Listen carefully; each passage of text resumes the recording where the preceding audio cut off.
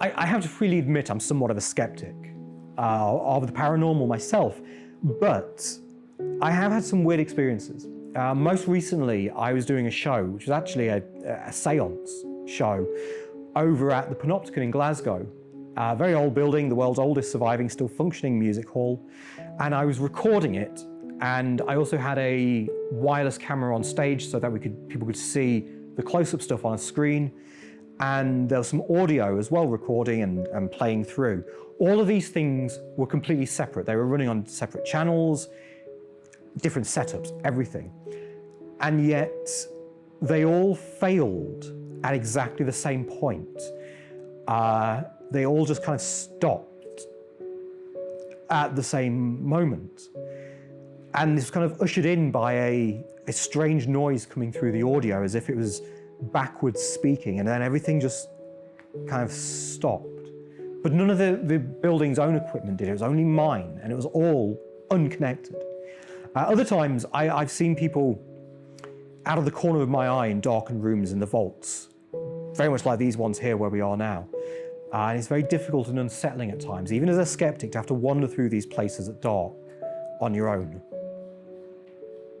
The house where I partially grew up, it's a very old house. It's over, at this point, it's almost 150 years old, and there has been quite a few weird things that have gone on in that. And that's not just one person. We've had guests, we've had different people who have just been there, who have reported hearing things or smelling things at times where there was no one moving around and nothing was being cooked or prepared.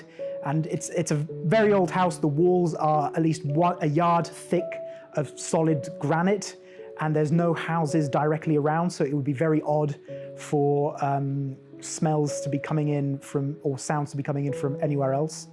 My mum does report once when I was 3 years old, we were in a room together and I started staring off in one direction and I smiled at something that was out in the corridor that she couldn't see.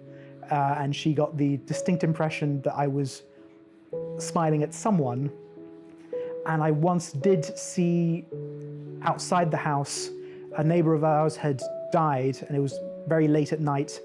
And I saw something that looked like him wearing his clothes, standing outside, gazing up at his house. I was with my sister, we both saw it and we both had the instinctive reaction of thinking it was this person, because she turned to me as I was thinking, that looks like this man. And she said, is that him? And so yeah, that would probably be some of my spookiest stories, told in a completely non-spooky way. Come see the show, that's better told. That's better told than this is. What it would mean for me is if people could donate to help support this project, first of all, it would mean that people who are creative and working in the arts are able to put something on that is of a good quality that we want it to be. It also means that anything we take from door sales, it means a cast can be properly reimbursed and covered for their own time and work on it. That's really important. But essentially, it would help us to bring this show to the stage. It would mean we can actually put it on.